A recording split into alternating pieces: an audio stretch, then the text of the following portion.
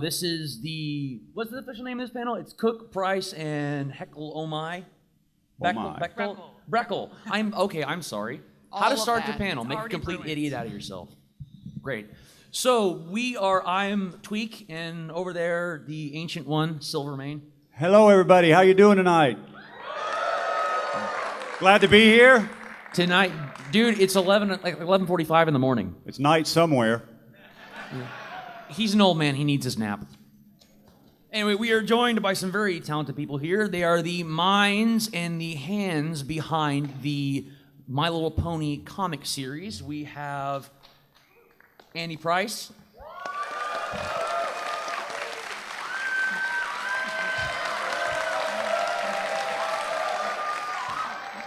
Yes, you gotta remember they're artists. They live off of praise. We got Katie Cook. Hey, everybody. Woo. Damn right. If it's not louder than Andy's, I'm going to be really mad. Better do it. And then Heather Breckle. Yeah.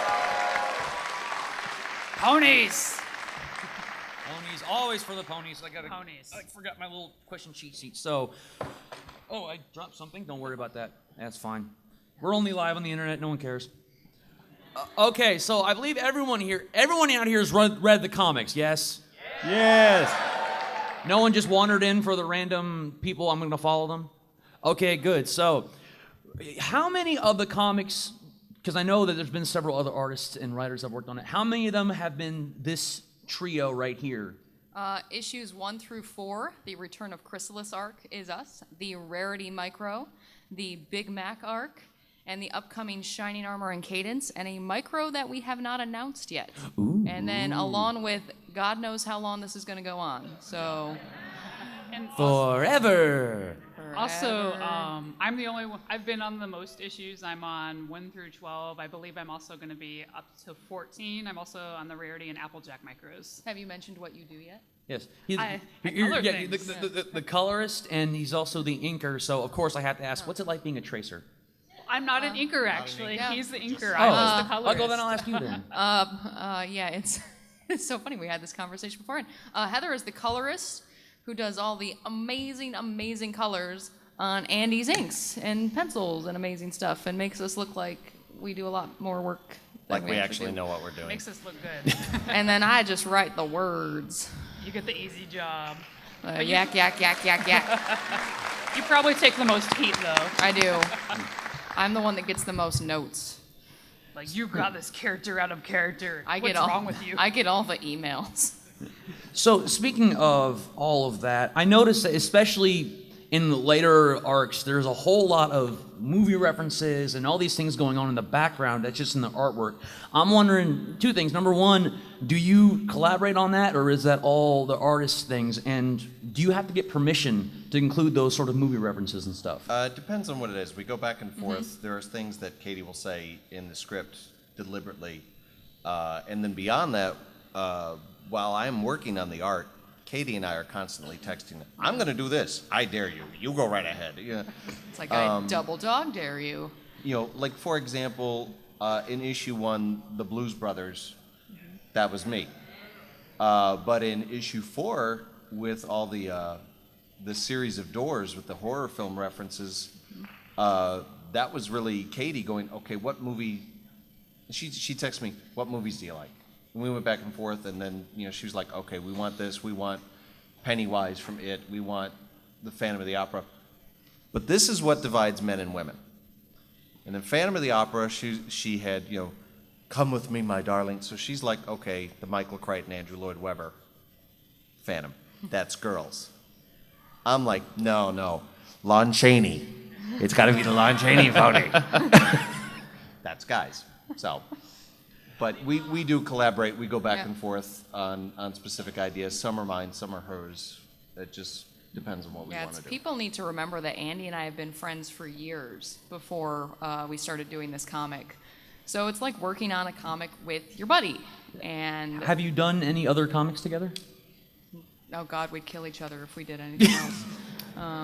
No, it's just we've known each other from cons and hanging out, and Andy has stayed at my house He knows my cats. You know, Hey, that's a big step in friendship, is getting to know the cats, because the Yes. cats they'll kill you if they don't like you. Could you tell us real quick how you got involved with doing it for My Little Pony? Were you approached, or did you approach IDW to start this? And did you expect it to get it as big as it is? Well, I'll start that one because I was approached by IDW first, and the editor is a fan of my work, and we've wanted to do some stuff for a while, and he really likes my webcomic, so he emailed me one day and said, would you like to do ponies? And I said, okay. And that is the entirety of how I got to do the pony comic. That is the whole story. Truly an emotional journey. It was. It is. It an was epic tears. quest of self-discovery. It's a trilogy, actually. Kate Blanchett is going to be portraying her in the film version. Oh wow. We couldn't get Leo DiCaprio, but we'll get someone. As Unfortunately, they Galadriel. cast Jim Belushi for me. Yeah. I thought Paul Giamatti was up for it, and that was just. Oh, you mentioned making the horror movie references, so I have to ask, of course, what are your favorite horror movies? Because in the book we had The Shining, It, Temple of Doom, which is awesome. In issue 4, we reference Indiana Jones and the Temple of Doom, Stephen King's It, Creature from the Black Lagoon, The Shining. 1929 Phantom of the Opera, The Shining, Stephen Kubrick's The Shining, or Stanley Kubrick's The Shining, and Evil Dead was there as well. They had the yes, closed door. Evil Dead 2 specifically, and there's another one. I'm missing one. Yeah. There's Invasion of the Body Snatchers in one. Invasion of the Body Snatchers in issue 1 was basically the theme of the whole story, really. Yeah. But as far as a favorite horror film, I don't know if I can pick one, because I'm a very big horror aficionado, especially classic horror, Universal Monsters, Bela Lugosi, Boris Karloff. But The Changeling with George C. Scott is probably one of the creepiest movies I've ever seen in my life. Okay. Yeah, that's a good one. Yeah, I think one of my favorites is I really like the more obscure ones. I really like Suspiria, and It's Dario Argento, right? yeah, Yeah. yeah, his stuff's great. I also really like Inside, which is one of the only movies to really horrify me because there's a scene that they kill a cat and I can't watch it. Yeah. We can eat your soul, and that's fine, but don't kill the cat. Yeah, for me, it's I like things that are more psychological thrillers. So for me, it's stuff like The Shining and Like Seven and movies like that. yeah, things that kind of put me on the edge of my seat and make me uncomfortable. Aha. You know? Like what's in the box? Okay, so we noticed all these movie references in the background, and we were talking about earlier about the one particular character that is an insert of a friend of yours. I wanted to know, I think it was issue 2 when they go in the cave and they meet the cave troll. Pretty pony, I will suck his head and call him Judge. Yeah, I just have to, of course, ask: Are you trying to say something to us? No, Is it's that a message you see? Everyone that said, "Oh, she's making fun of Bronies," or "That's a shout out to Bronies," no, I am making fun of Jim Miller, who is he was the lead storyboard artist on My Little Pony, and now he is the assistant director for season 4. His nickname is Big Jim. He's just a big guy, and I said, "I'm going to put you in the comics." So I wrote him as a troll, and then Andy Naturally designed the troll. And so that is we are making fun of a specific brony, not bronies in general. No. Aha. Okay. And unfortunately, when that came out, a lot of people was like, oh, Mad. well, these guys are just making fun of us. And we actually had some people drop the book at that point. Like, Yeah. no, It's like, no, it's I'm not making fun of you. I'm making fun of that guy who I've known for years, and I'm allowed to. Well, I mean, you can't really blame us because he's big, he's dumb, and he plays. That with is Lil you Wiggle making running- fun of yourself right You now. said that. Jesus Christ. I'm saying, okay. If, He just hold insulted up, all hold of up you. now. Just let's hold the phone. Driver, stop. Pump the brakes a little bit here, and we're gonna move on before I embarrass myself any further. So, okay. Not me. Yes. All right, getting back on track a little bit. What I'd like to ask, since I We're on track. enjoy writing, when you guys do the story arcs, do you have it all planned out in advance, exactly where it's going, or does it kind of take over sometimes and lead you in a strange little directions? For me, it's, I have to pitch all 4 issues itself to Hasbro first and kind of tell them where the arc is going. And then I write them, you know, one after the other. And sometimes it leads me in a different direction. And sometimes they get really, really crazy. I cannot, at the moment, in case you did not know, I am 5 months pregnant. So my writing is going to be... Congratulations. Yeah, very... That's why I am not fat, I am pregnant right now. Everybody should realize that. A little brony in the oven. How sweet. But my writing is very, very different for the upcoming arcs because there is not 2 bottles of wine in every issue. Wow. I think the child wouldn't understand. I had to drink while I was pregnant with you because, hey, ponies. Anybody who loves the Rarity Micro, there is 2 very nice bottles of Malbec in that book that my parents paid for, so I was like, of course I'm going to drink 2 bottles of wine in one day and write a comic about ponies for little girls. That's what you do. Now, you mentioned having the kick thing, have to run things past Hasbro. So, of course, the question comes up, what is it like working with the evil corporate overlords of Hasbro?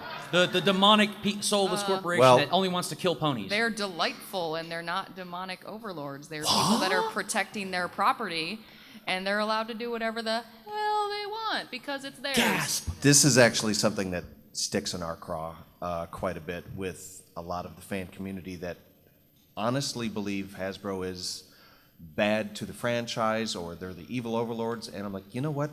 You wouldn't have this if it wasn't for Hasbro. This is a 31-year-old franchise, and it's their property. I mean, if you don't like what they do, then why are you here? I mean, I'm not trying to offend anybody, but it's the honest fact. And it's when people get mad because they shut down an Etsy store that's charging X amount of money for something. It's because they're, what is it? The place that did the great 3D printing. Yeah, I can't remember the name, but I remember, yeah. It's because they've started putting out stuff through We Love Fine and whatnot of 3D ponies. They're protecting their own license and their own property. You can't get mad at somebody for that. The one thing everyone always points to is fighting is magic, how they let it get so far and then shut it down. And the knee-jerk reaction is that, that's them being sadistic. No, it's because the second you start advertising and saying that we're going to have a profit for this, you get shut down. Exactly. You get a cease and desist. They started getting big, and that's that if they don't protect this, they'll have to let other things go, and it's how you lose It's your not simply a matter of profits. It's not a matter of, well, these people are making money, so we're going to stop it. It's not just money that comes into it. There are legalities of intellectual property in separate publications. Somebody can start putting out a particular Twilight Sparkle merchandise, and in the eyes of the law, if they get to a certain degree, they can actually take away a trademark from a parent company. It has happened in the past. It happened almost with Marvel losing Wolverine to an independent comic. Yep. And at that point, that's when the lawyers start coming out like, this is our property and we must protect it. So they're just doing their job. And Hasbro's been pretty good to us. Like, I mean, we've gotten away with like so much. It's like Yeah. issue 9. I can't believe they let us do all that stuff with Sweetie Belle and the fireworks. I don't think they even. I was like, this is imitatable. Like when I was coloring it, I was like, did they look at the comic? We do get a lot of notes from Hasbro. There are, okay, you can't do this, or can you do this, or whatever. Katie, what were you thinking? Maybe you shouldn't have had that second bottle of wine. Right. Issue Just saying. 3. If you were a fly on the wall in the room with Katie and I talking, Hasbro, and that's just us being divas. It really is. How dare they not let me do this? How dare you question my brilliance? But they I are wanted to have the very red good wedding to in work this scene. What's wrong with them? Everyone dies. Yeah, they did nix the issue where we were going to kill off Rainbow Dash, but No, I wouldn't have allowed that. Applejack We was would've just going to gotten lead her out into the another pasture. Come on, It sugar would have been cube. black and white. Rainbow Dash sprains her ankle, and Applejack leading her out with a has to take- shotgun. We're gonna have to put you down, Rainbow. Spoiler alert! It's okay. Hey, It's okay. more original than cupcakes. I I have always Pinky on my worried- shoulder. I had to say that. I always worried when someone, like a brony, handed me like a cupcake, and I was like, I hope that there's no pony parts in this. The story is ruined so much. Made Like I was from real pony. like for the army birthday, they served cupcakes, and one of them was rainbow colored, and I was like, No. I got so sad for a minute. Now, getting back to, you said that all the characters in the book are very well in character, and that's probably the biggest strength of the show. I feel is that the characters are so believable and real, and that translated so well into the comics. I just want to know, what kind of research did you do? Did you just watch all the episodes, or did you like ask people, or how did you prepare to write for all these characters? I was a fan before I was asked to write the comic. Oh, really? One of the reasons that Bobby asked me is because I was talking on Twitter going, why aren't more people watching this show? Because my older brother told me to start watching it. It's like, I think we were all fans of the show Yeah. beforehand. It's like, that's And how I got the job. And then when, like I said, Andy and I have been friends for years, and I passed him at C2E2, which is a show in Chicago, and he had all this pony art on his table, and I was already on record to write it, and we were really kind of trying to think of an artist, and he had this great Applejack piece out on his table, and all of these pony things, and I looked at him and was like, you brony bastard, where's this been hiding? And he had samples to me the next Monday, basically, and he was on the book days later. I mean, that's how perfect he was, that after all of this hemming and hawing, after sending Hasbro just a couple of drawings, it's like, yep, that guy. Let's make that happen. So you said your older brother got you into the show. How did you, Heather and Andy, how did y'all get into the show? A friend of mine actually got me into the show when Thanksgiving. We gather a lot with friends at Thanksgiving, and she was telling us, you really need to watch My Little Pony and get into the brony community, and that was a brand new word at the time. And I was like, I'm not going to watch that. That's for girls. And my wife gave in, and she's like, okay, I'm going to watch an episode.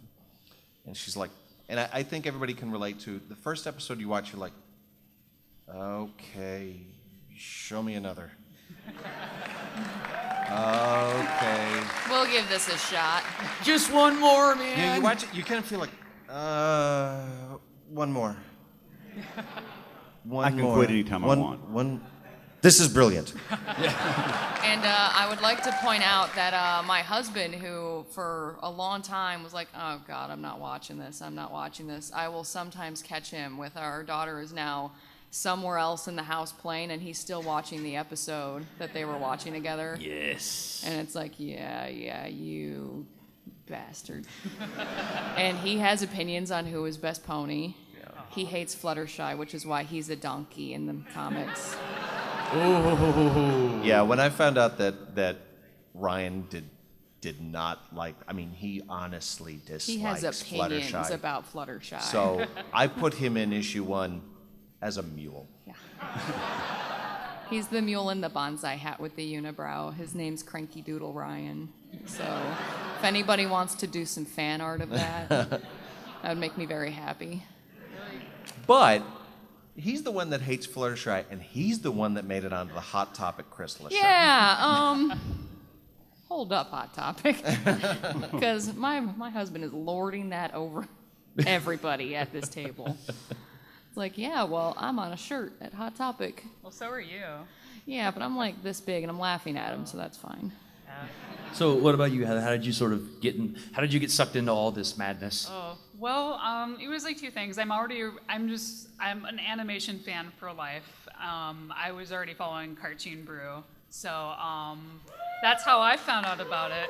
And I saw the promo art, and I thought it was kind of silly. It's like, growing up, I was never into girly stuff. I was more into Ninja Turtles and Transformers and He-Man. Yeah. And my sister was the My Little Pony fan. I mean, I watched some of the show growing up, but I was like, I'll give it a shot. I'm an animation fan, and I went into it like, I thought, well, this might be kind of lame because girl shows were always really stupid. Like growing up, I thought they were always really dumb. And Lauren Faust and other people are working to change that. Mm-hmm. And I checked it out, and I'm like a big anime fan, big Sailor Moon fan growing up. And the first episodes really reminded me of like the magical girl stuff that I love. So that's why I stuck with it, even though I felt those first 2 episodes aren't as strong as the rest of the series. That's what hooked me. I was like, magical girls in like a real like American cartoon. This is awesome. Canadian. What madness is this? Yeah. Canadian cartoon. Yeah, true. We have so little. You have to let us keep something. Yeah, technically there's like no American We cartoons have these ponies days. and Celine Dion. That's a. We don't. already We, stole we don't. We Shatner. don't. We don't. We don't comp to that. You have bacon. America can. Bacon We and have maple syrup. Canadian bacon, and that is kind a of goodies have you poor Oh, I would substitute. just, the main thing I wrote down, left in the room. 11, so I would So What? what? like Do you have a They're question having or a not? private conversation and Yeah, leaving out the yeah, group. super secrety. Maybe you need to turn your hearing up so you can hear what we're all saying. I just had the implant, so I'm fine. Yeah. Oh, he's fine. He loves it. He loves the abuse. What I was going to ask was to Katie is, did you ever write something and say, all right, Andy, let me see you draw this? Every page. Every page. Basically, I try and put something in every script that Andy's gonna send me an angry text over. Now, with issue 4, she sent in the script for issue 4, the MC Escher staircase in Chrysalis's castle. And Which every artist wants to draw. the editor honestly wrote her, I thought you liked him. Because it's on a few pages. And then when I got the script, she texted me, haha, and started sending me photos of staircases for hours.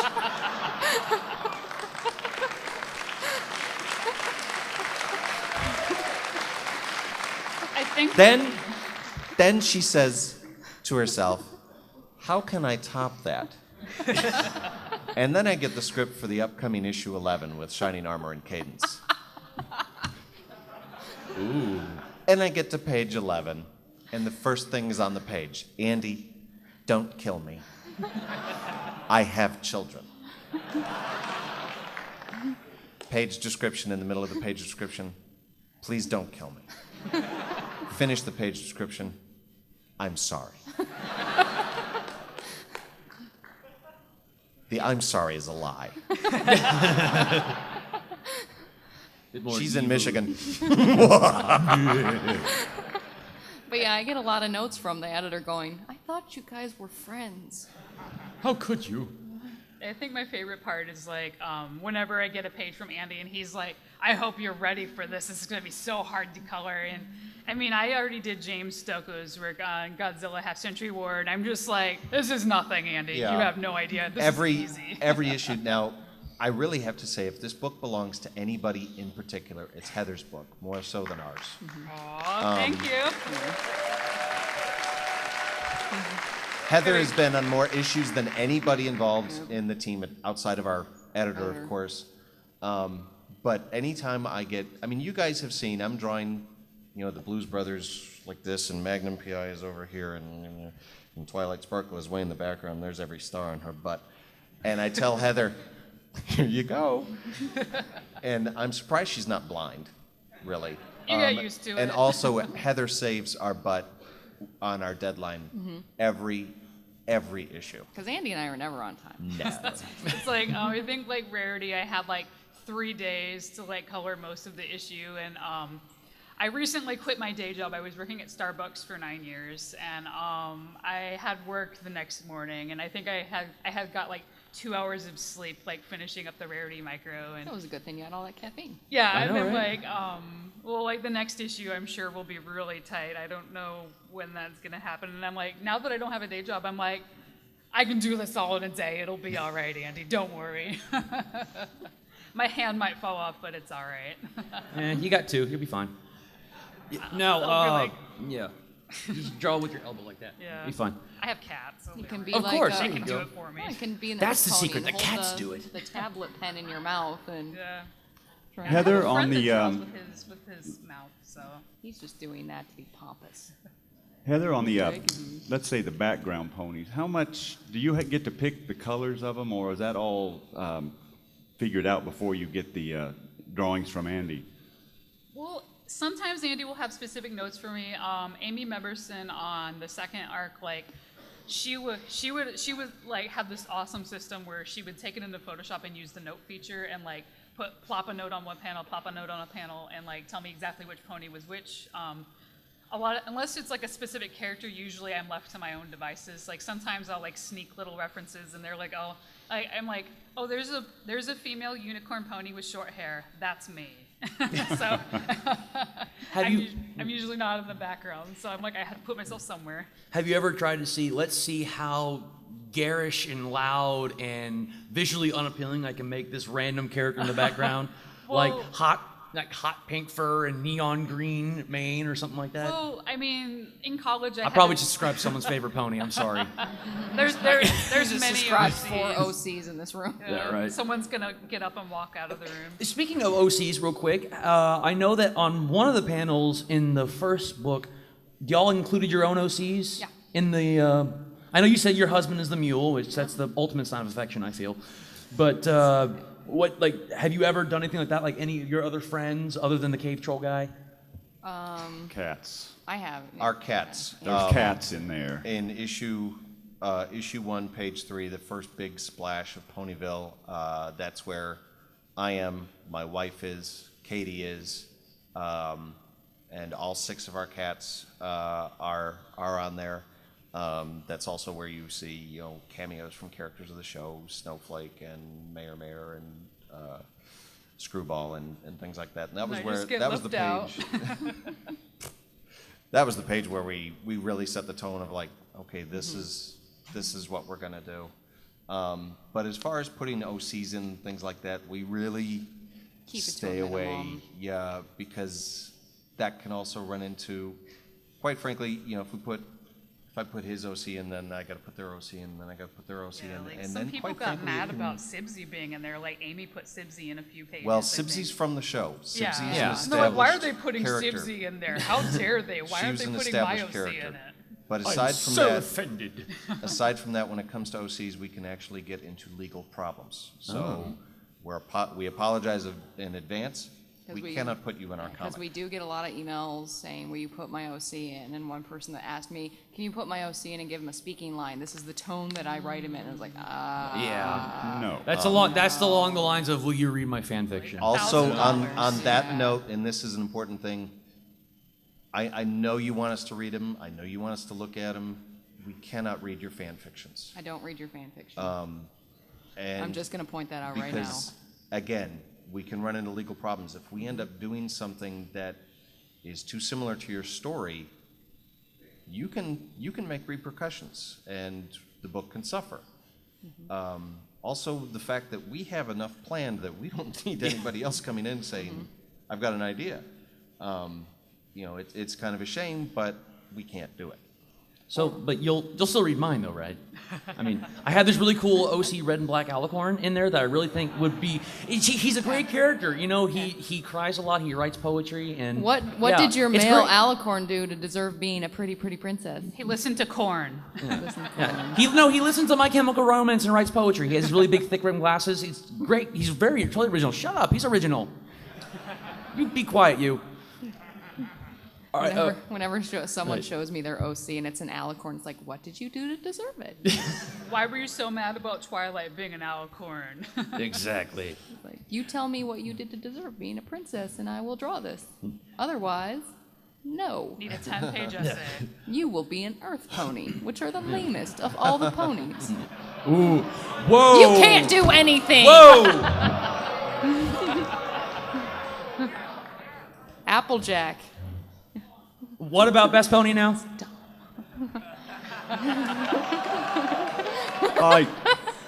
Lamb's fighting words. But she's not as bad as Rainbow Dash. No, it's Whoa. So, Well, they're after it. so how long have you wanted someone to just graffiti your house? No. So, because apparently that's what you're asking for. I like the Ewoks. Everybody can just stop. It's all a bunch of dancing teddy bears in the end. It's fine. Needless to say, it is clear Flash that we do Sentry is have the best our character favorites. ever. We do have our favorites, and we like all the ponies. We just like to rag on specific ones. Right. And I rag on Rainbow Every Dash because pony it's my is husband's best favorite. pony. Oh, this is my favorite too, but it's okay. It's like your reason for getting on her is my reason for loving her. There are- You're like, I- Rainbow Dash is a jerk, but that's why I like her. I will say there is one pony. I'm not going to say who it is, but there's one pony.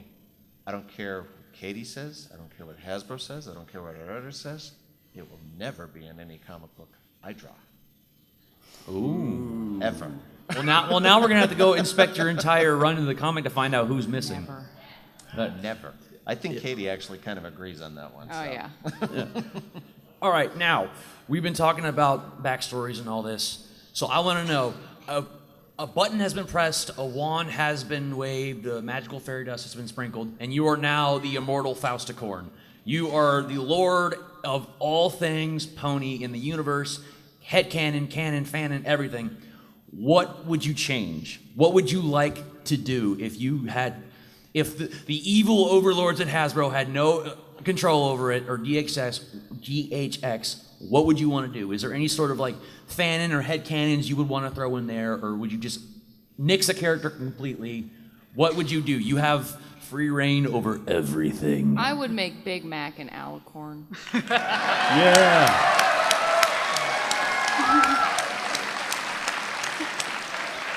Because he's so... Are you a princess too? Yup. Yup. What did you do to earn that? Oh. Like, oh, go ahead. Go. Oh, I was gonna say, I'm just an evil, terrible person that likes grimdark stuff, so everyone would probably die. A giant cupcake-shaped nuclear explosion Yeah. takes out Like- Equestria. It's like one of my favorite things of Games of Thrones. So Twilight is there with her glasses going, there's time now to read everything, and then the glasses break.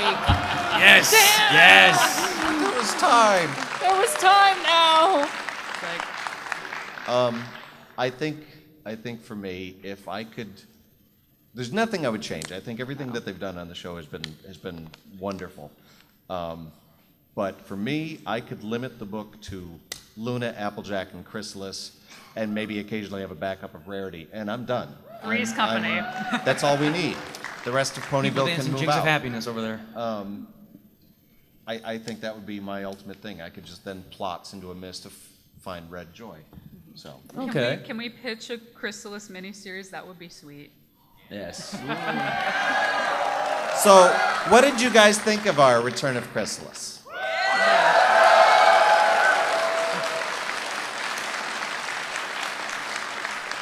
Since I know one of you is gonna ask it, the cute citizens of Wovey Dovey Smoochy Land don't die. They just go to live on a farm. Upstate. A rock. With that Labrador retriever from the 3rd grade that your parents said is at your aunt's house. Right. And yeah. And they are not cats. They are the cute citizens of Lovey Dovey Land. She They're just told you. adorable things. So It says it right there. you just Andy enjoy and I, of crush- all people, would not harm a cat. He has 6, I have 3. I like them more than my husband. I made him a donkey, And the cat's ponies. and the cats are delightful. So at least you know where the ranking is in that household. Right. Yeah. So Cats, everything. You know, exactly. We have already started discussing things for various characters to come up in the book. You know, we have plans way in advance, but it boils down to you guys. You know, as long as you guys keep buying the book, we're going to be able to keep. Oh, don't making worry it. about that. Don't worry So- about that. Yeah. There will always be a brony with disposable income, Buy multiple copies. We need the kickbacks. and don't get mostly any even kickbacks. non-disposable income. Rent, ponies. Yeah, Right. It's like I gotta say, like, well, after like being in the anime fandom for so long and seeing the rampant piracy and like scanlations and fan subs, it's refreshing to see a fandom that wants to spend money. Yeah, and on that real quick, what have you noticed the biggest difference between going to regular sort of nerd conventions and anime conventions and pony conventions? Have you seen a difference in how people act or with the atmosphere or anything like that? Well, I've been doing conventions in one form or another since 1982. That was before I was born. Yes. yeah, me too. Oh, God. And yeah, We're live, so I can't say what I want to say. of course. But Our Andy? we understand. you watch your I mouth. was gonna say, I think I'm the Hey, middle. get off I'm my in the lawn. middle. We might be in like ranking of like oldest to See, like youngest over I here. Yeah. You guys can tell I can be the Born. middle child. the age of me by looking at reference. If there's a reference in the book that you go, I don't get it, it's because I'm old. The MASH references have flown over everybody's heads. I got it. All right, then I'm going to test. Who got the WKRP in references in Rarity? I The see which a one? huff over there. The which one? WKR. Johnny Fever and Venus Flytrap are in the Rarity Micro. Yeah. See, that's 3. And then there's one person that's seen one episode at Nick at Night in here going, huh. Yeah. I don't think I've even seen that. WKRP. I'm like, classic. I'm Right. always like, I don't know There's a what kid all one. this is, Andy. But It's like, I've I been- knew more of Amy's. I've been going to shows for a lot of years, various shows, comic shows, pop culture shows, etc. And I have to say this fandom is incredible. The Bronies get a lot of flack. I mean, even the Baltimore paper said, there's grown men at a pony convention. Where? And it's like, well, you guys are on the outside. It's difficult to understand, but I mean, the Trekkies, the Jedis, the Whovians, everything. There's all kinds of fandoms, and in thinking about it, the Bronies are the closest thing to the original Trek phenomenon. Yeah. Which is me. The immediacy of how quickly the fandom has popped up with the show that's true. That's with Trek and how crazy the fans went at first for something that was new and fresh. Yeah. That's really the only thing. That's a great description of like. I'd like to make. For example, when people talk about fandom, everybody has their head canon, etc. It was because of you guys that Vinyl Scratch is Vinyl Scratch. And Derpy. Hasbro didn't have a name for these guys. Derpy is the pony with no name. Oh yeah, the muffin icon. Sorry. Vinyl Scratch and DJ Pone 3 Pony, whatever. They're both legitimate names. They are both recognized by Hasbro. Her pro name is DJ Pone 3. Her real name is Vinyl Scratch. That is because of fan reaction. In Star Trek, James Tiberius Kirk was never ever said in the course of the original series, but fans knew who he was. And it wasn't until the last appearance of Captain Kirk that they said his name in Star Trek VI. So it took 30-something years, but the fans knew. That's the kind of strength that this fandom has. And Hasbro was paying attention, guys. They really are. And on another note, for those of you that didn't like Equestria It was Girls or all your whatever, fault. Oh it's my your God, you fault. have no idea. All that fan art. All the fan art of that the- human the eye, that human ponies is equestrian human Vicky eyes wrote. fan art. Hasbro looked at that and said, "Oh, this is what they want They have volumes of fan art. that they keep." If you They're like, don't okay, want it, this don't is make what- pictures of This it. is Yeah. what they're looking for. So you guys do have an influence. You really do. So, Blame it on yourselves. yeah. But Take There some is- responsibility. there is absolutely no reason to not be proud of this fandom. Yeah. We have people all the time asking us, well, I'm afraid to go in a comic shop and ask for a pony comic. Own it. Own it. Be proud of what you are.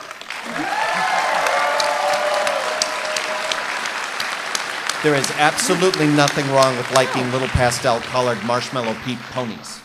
That's like, on that note, as a girl, throughout the years, I've always had to listen to girls say, I'm afraid to go into a comic store. And, there's nothing scary about liking what you love. So, Well, then then there's no it's problem. it's a bookstore, guys. It's a bookstore. Who is afraid to go into a bookstore? Go on, go buy a book, own it, slam a pony comic down on the register and say, I would like to buy this. If you are that freaked out, say, it is for my kid. It's like only the manliest And then of go men into your car and will go, buy ha, I comics. lied, it's for me. It's like, you're 16, so it's my daughter. People have kids at 16. I was in was middle totally school. hot at There's a 14. TLC show about that. Yeah. Yeah. Like, yeah. Okay. Be an MTV special. We're going to start taking some questions here in a few minutes, but before we do that, let me make one quick editorial. When Andy talked about the original Star Trek fandom, that was me. I remember I was there for the beginning, and I was in the fandom. I'm still in the fandom. I'd like to say that knowing the fandom like I do and knowing the Bronies like I do, you guys are the happiest, most well put together, best fandom I've ever seen in my 42 years, probably, of being a fan. So give yourselves a hand. Yeah. Silver's, he's been in the military so long, his first chaplain was Jesus. 27 years. All right, so I think we'll start taking questions. We're going to We'll start with alternate, of course. You over there. Hey guys, just want to let you know that Equestria Daily is typing up everything you see there, so there you go. And we're sending your OC Tell to the everyone mail. I said sorry. All right. I hate Katie Cook. Andy Price is an awful human being. They're all jerks. Applejack is best pony. One quick thing. This is being live streamed. Please keep it appropriate. Thank you. Yeah. Next I next heard question. Andy Price doesn't like anybody in this room. The comic isn't canon, so I'm not going to read it. Yeah, go ahead. So, for Katie and Andy, of your work on the Pony comic, what was your favorite gag that you're most proud of? And for Heather, what was your favorite bit to color? Who wants to start? Katie starts. For me, the entirety of the Rarity Micro is my favorite gag.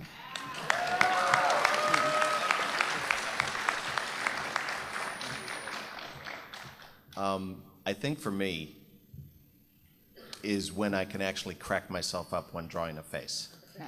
And it has happened a couple times, and I still think my favorite one, because I laughed to tears, is in issue 4 of the Chrysalis arc when Twilight is in her quickening and blasts Chrysalis in Chrysalis's face. And the gums are showing. It's like the dog sticking its head out the window. I couldn't finish the drawing because I was laughing so hard. So when I get to do things like that, that's when I'm like, okay, this page is a winner. Price that higher. I want to keep that. Yeah, I think for me, like, I have like a tie right now.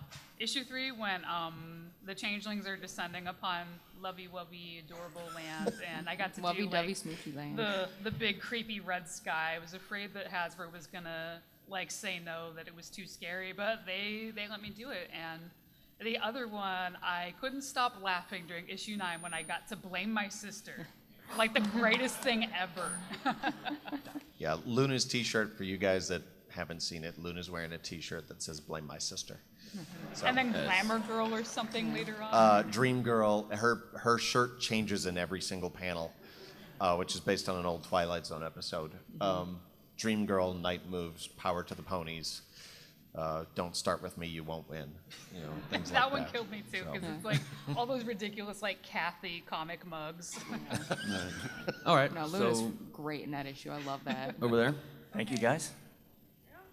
Hey guys, I'm just wondering, I haven't been able to find any of the comics in Canada. Are there plans to distribute them there, or do you know where you can find them there? The comics are slowly going international. We are in Barcelona.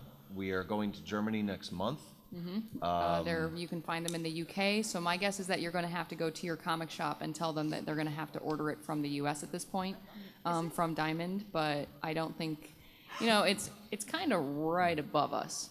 So my guess is that they can get it. Isn't Comixology worldwide? Well, yeah, if Comixology, you you can can't get them digital. If you can't really get easily. the physical copy, you can download them digitally on iTunes and Comixology. Needless to say, we want you to get a physical copy. So be sure to ask your local comic shop. And now that they're being collected in trade, they're going to Barnes & Noble and Books A Million. And Yeah, the trades are in regular bookstores as well, and I know that it's I've seen them in bookstores in Canada when I go across the border. So And like I do have to say, if you haven't read the physical comics, they are a superior experience. What I see on the monitor when I color is definitely way more beautiful and vibrant in print. So you will get a superior color experience by buying the physical issue, because IDW uses great printers. Also, when it comes to physical versus digital, our publishers get a better percentage off of physical. They don't really see money off of digital sales. So that can start to affect our sales numbers. So we would prefer you get a physical copy because it's going to keep the book going longer. you can use it as a coaster when you're done. Yes. And it's Or hard you to can autograph line a a digital hamster copy. cage. 1,001 Yeah, we uses. can't sign iPads. You don't want me to autograph your iPad. All right, so yes. Just to add on to the last thing, I live in a really small town in Canada, 100,000 people. You can buy comics locally there, so they are available in Canada. Okay. You guys are awesome. I really like how you put in all the little things, like all the facial expressions, all the references. The comics are just so badass and they're canon, which is really cool. My question is, how do you guys interact with the actual show staff to make sure you don't cross the streams canon-wise and don't do something? That's basically after I send in a script, it goes through Hasbro, and then somebody that works on the show reads it, sends me back notes saying, this counteracts something that happens in season 4, you can't do this, and they'll let me know what to change. And that's happened. And my first pitch for the Rarity Micro that I sent in, they said, this is exactly the plot of a season 4 episode. You can't do it. And I was like, Spoilers. oh. I didn't say what it was, but I know what it is. It's something awesome. Oh, That's all you have to evil do. tease you. Well, now I'm going to look at that with the eye of, well, I could have done that. I could have done that so much better. Yeah, we do work hard to try to keep everything canonical with the show. We pay attention to little details and things like that. And I'm going to tease you with this. Katie and I have been talking about, okay, what's coming up in the future? What do we want to do? And we were recently talking with Megan McCarthy, the head At San Diego. writer a at San couple weeks Diego. ago. And Megan and I were walking to Katie's table, and I tell her the What? slightest gem of what our What idea I have planned is. next. Yeah, of what Katie's idea is. And Megan stopped dead in her tracks. That is badass. Wow. And it is. And it was not going to come out for a long time now, right? No. It's Okay. going to be a little while. So It'll be yeah. a while. Thank you very much for that. So okay. Thank you. Yes, you over there. First of all, I'm going to say that my favorite story arc so far is the Winter arc, where she's when it goes to the moon to Nightmare Verities. That's my favorite arc. And how much freedom do you have versus people, those who work on the show themselves? Do you think you have more freedom working on a comic than you would if you were working on the show itself? I would think he's asking if we think we have more freedom in the comic, and I think that we kind of do in the fact that you can tell a broader story in the 22 pages that you have in a single issue of a comic, or all 4 issues of an arc, all 2 issues of an arc, and we get to play a little bit more. And that's fun. I mean, because everyone else has to condense it down into an episode and make sure that they can tell their entire story. And we've got all those panels that we get to play with. And even then, sometimes still Hasbro goes, no, that's not going to happen. I think also, we have the advantage of comics is there is no budget restriction. There's no flash animation restrictions, anything like that. If we can, Time one. there is There's a a time time. restriction. But if we can commit it to paper, then we can do it. And I think that lucky for us, I think Hasbro really trusts the comics team right now, because the script for issue 11 went in, which is the beginning of the Shining Armor Cadence arc, and even our editor kind of went, Katie, what are you doing? And he said, I'm gonna send it, but I expect some notes. And I got an email a few weeks later saying, yeah, no changes. Yeah, what he actually said was, well, I'm shocked. This is the first script with no comments. No comments. And They it said was go. something that I said there, I'm gonna get fired. Let's see how far I can push this. Well, it's not even seeing how far I can push it. It's stupid. Oh, well, Because that I works write, too. if in case you haven't noticed, I write things that are stupid. Stupid, awesome. I like things that are funny. I like things to be silly and funny and weird. And that's my favorite thing about comics is I like funny books, and I was trying to make a true funny book. And that's really what the Big Mac arc is it's a funny book. And It was also, after Chrysalis and Nightmarity, which were both pretty heavy, it's like, okay, it's time to just spend a day in Ponyville and see what goes on and in have just a fun. regular day. And when you write Hasbro and say, I would like to do 2 issues about Big Mac finding a box of nails, they are going to write back an email that says, what? Like in the beginning, I And felt then like you- they were a little more strict. Yeah. Well, I wrote back and I was like, no, it'll be funny. Yeah. In the beginning, they were a little bit more cautious. Lots of notes. They're like, "What are you lots of back doing? and forth. What is this?" And then they're like, "Okay, you guys got this." Yeah, So. they trust us now, so. All right, now before we let the merc with the mouth over here talk, I got to remind you there is a language restriction. Yeah, oh, I know. So, I'm good. all right, just making sure. First off, I love the comics, and I actually thought the troll reference was something done into the Bugs Bunny with the troll. I will call him George, and I will pet him and squeeze him. Technically, that's from Of Mice and Of Men. Mice and Men, that's And that's where Bugs Bunny got it from. Okay. So, Got to act a little more highbrow here.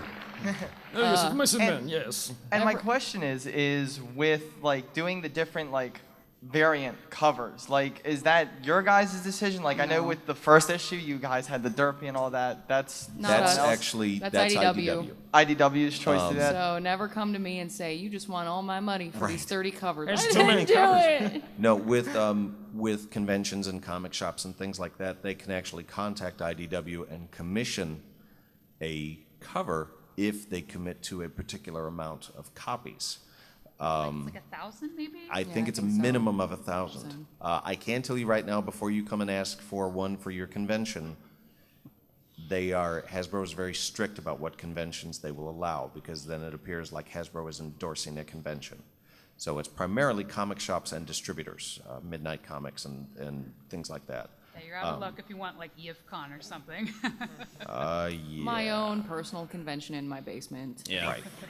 But that's all IDW. The variant comics have become very big across the board. DC, Marvel, everybody, the sketch blanks and things like that. So that's all them. All right. Thank you. Over there. All right, well, we all know the legal reasons why you can't look at fan works and whatnot, but are any of you looking forward to sometime in the very, very, very far future, when you're no longer working on it, being able to go back and look at some of the great fan works that have been done and just read some of the stories and I whatnot? have more than enough to catch up on. Yeah. I still haven't watched Battlestar. Oh. I have a kid. I watch Yo Gabba Gabba. I know everything going on with Muno, but I have not watched Doctor Who yet. I have more than enough crap that I need to go watch when I get my TV back. So in 10 years, email you about my fanfiction. When my kids are in college, then I can go back and watch all the stuff. I have a list started from like 3 years ago of all the stuff I need to catch up on. One day I will figure out what some of the memes on the internet are, because I wrote them down to go see. That's supposed to be funny. Like, what's Grumpy Cat? What is that? What is this Happy Days show What I is hear so Happy much about? When I Leave it catch to up Beaver, on huh? when I catch up on Dobie Gillis, that is when I will find who got that. Yeah, thank you. Honor guy there in with the back. guy with the gray hair, thank you. Yeah, no problem. Then I will go in and I will catch up on all the million things that I missed out on in the time that I was a mom. I think I'm pretty up to date on that sort of thing. Like, I probably have the most free time since I'm not married, I'm single, I'm a lone wolf. So, like, I did get to see, I mean, in the convention hall, I bought, like, a Nightmarity plush, and there was this really amazing group on YouTube that did 3 Nightwish-themed Nightmarity songs, and those were amazing, but other than that, I'm not too involved in the fandom, so it is really cool when I see, like, fan art from, like, the comic. Like, I know, didn't you get, like, flaxseed or wheatgrass? Oh, yeah. I just got a wheatgrass plush off of eBay. Aw. Somebody pointed out to me, look at this wheatgrass plush, and I was like, and I'm astounded with the fan reaction to wheatgrass and flaxseed. Yeah. We have seen art, we've seen sculptures, we've Yeah. seen all kinds of stuff, but when I saw that plushie, I was like, that's mine. And I just got it. He's going to deliver it to me at Cincinnati Comic Con, and I'm really looking forward The to that. first piece of 3D fan art I will buy is when somebody makes a Cranky Doodle Ryan. Challenge accepted. DeviantArt, get on it. All right. I'd just like to start off and thanking you guys. You guys are a huge blessing to the Brony community for doing this comic. You and all in Memberson and Newfer as well. It's just really rad that you guys do this for us. So I'd just like to start very off much. doing that. And my question is, at Cincinnati Comic Con, right before the first book was about to come out, I think a person asked a question if there were going to be like villains that you two would create if Hasbro would let you, and I was just wondering maybe just like a yes or a no. Like, It'll happen. It'll happen. It'll happen. All right. Yeah. And you guys will get some villains that have not been on the show. Yeah. So. Yeah, you guys are going to get things ranging from like the Trixie level up to like the Chrysalis level. So we've got all kinds of goodies. Jesus, man. All right. So my quick question was just, I'm quite certain that you all are very well versed in the comic universe. So what would be currently your favorite story arc? Either Lock and Key. Lock and Key. Lock and Key. That's a good one. Saga. Saga. If you are not buying Lock and Key, Yeah. what is wrong with you? I will tell you guys, we hear a lot of people say, because of this comic, it's the first time I've ever been to a comic shop, or you made me get back into comics. Well, I'm going to tell you, when you go to get your next issue, because we're priority, Of course. then you also want to request Lock and Key, because it is phenomenal. And it's almost done, so you can, build up with all the trades and then finish it out with the rest of us. Yeah, it is a So, finite story. It's not an ongoing series. They planned it from start to beginning. written and by it's Stephen excellent. King's son, Joe Hill. So it's good stuff. Buy it. And then just to add on to that, I'm pretty sure a lot of us are thinking this. A lot of us geeks, DC or Marvel. DC or Marvel? DC. Yeah, I'm a DC. I have a Wonder Woman tattoo. I'm She was Marvel. my hero. So, All right, all of you Marvel people can leave now. well, it's I will say I'm part of a mixed marriage because my wife is Marvel and I'm DC. And there's fighting in our house That's all so the time. beautiful. So You can bond you. like that. she's very much a Rachel Summers fan, Excalibur fan. I'm Gotham City all the way. So. I grew up with X-Men, so like the show on Fox, the was Archie a choice? I liked Archie. I grew up with Archie. Sonic the Hedgehog comics. Did anyone else think that Archie should never have been with Veronica? She was a bitch. Betty. And on that note, next question. Hi, I'm Henrik, and I'm a huge gamer of like League of Legends and Borderlands 2, and both of those games have porn reference. So I was just wondering, are you ever gonna make a game reference in the comics?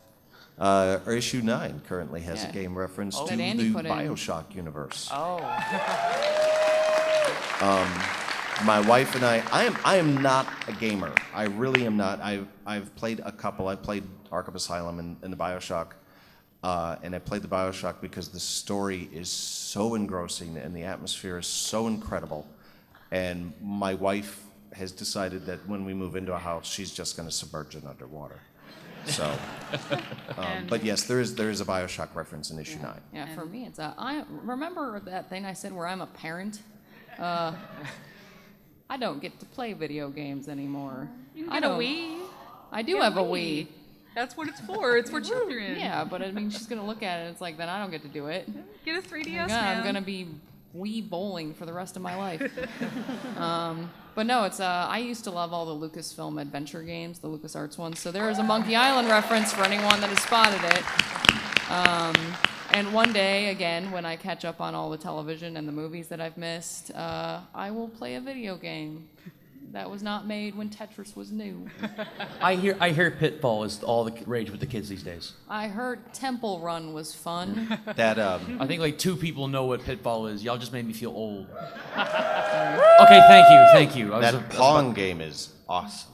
The graphics are amazing. On a note related to that, a lot of people ask us about how we are able to do the references, Magnum PI and MASH and Fringe for those that have caught it. It's basically parody laws. Parody. It's the reason why Mad Magazine has been around since the late 50s. It's all covered under parody laws. So. Okay. Thank you very much. Hi. On my favorites list, you're right behind like Carl Barks and Floyd Gottfredson. And That's some high they're company. pretty up high on the list. So you're close second. Thank you. That's incredibly humbling. I just want to pinch Andy's cheeks right now. Give him an apple glow.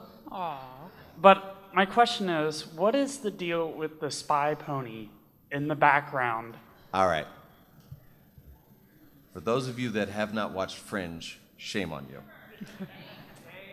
It is September. It is the observers from Fringe. It's not a spy. It's not the CIA.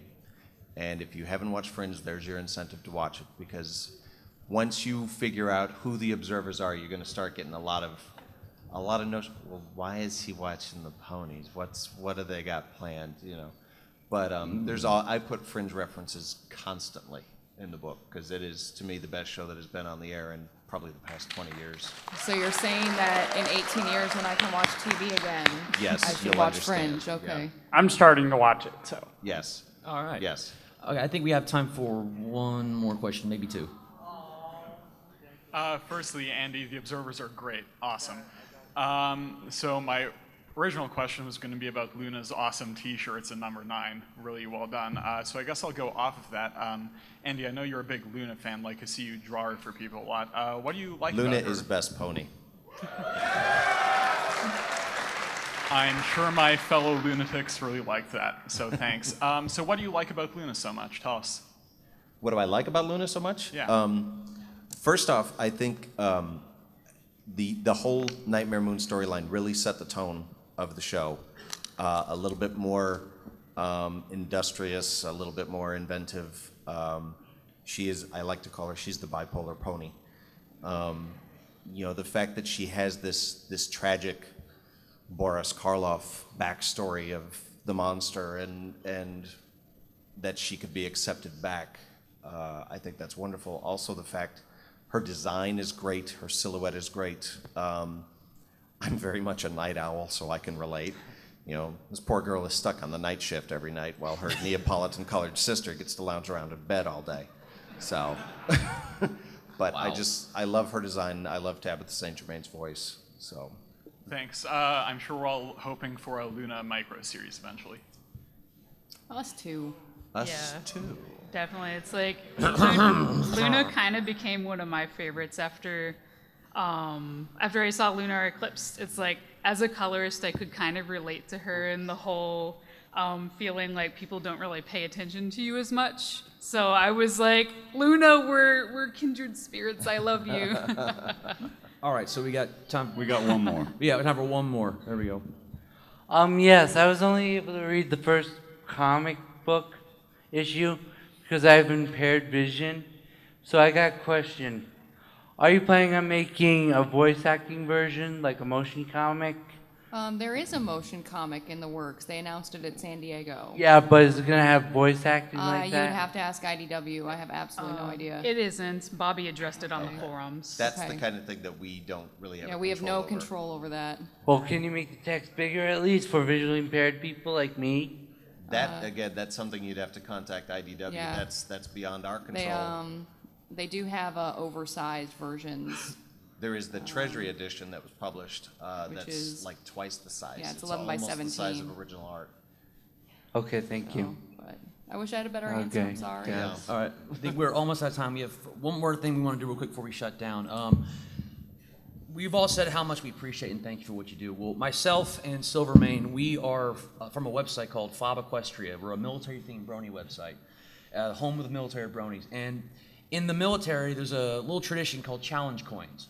And what they are is a unit will have a coin made of its motto and insignia, and they give them out to people who have contributed greatly to the unit that we want to show appreciation and thanks for. And so with that, myself and Silverman, we have these special Fob Equestria challenge coins that we'd like to give to you, all three of you. This is just not only for the artwork and the comics you do, but for taking the time to come out here and answer our questions and put up with our general brony weirdness. And we just thank you very much for everything you've done for us, not just for the military bronies, but for everyone out here. No one challenged me to a drink until after December 13th when I popped the second kid out. All right.